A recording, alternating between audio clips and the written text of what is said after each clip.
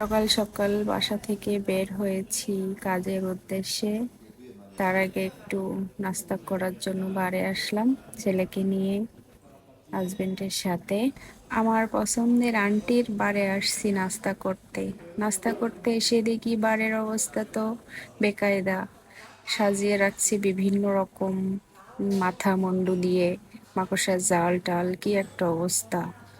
এটা হচ্ছে আর কি হ্যালোইন নামে একটা অনুষ্ঠান আর কি, উৎসব হয় এখানে, ফেস্তা। তার জন্য এইভাবে ডেকোরেশন করছে। এ দেশে প্রতি মাসে কোনো না কোনো একটা ফেস্তা থাকেই, ফেস্তার কোনো শেষ নেই। যাই হোক, যা দিয়ে সাজাই সাজাক, ওদের ব্যাপার। আমাদের নাস্তা আমরা করতে আসছি, করে চলে যাই। এখন নাস্তা করতে মন চায় সকাল সকাল, হচ্ছে উম গরম গরম পরোটা, সবজি, ডিম ভাজি, কিন্তু এদেশের তার উপায় নেই।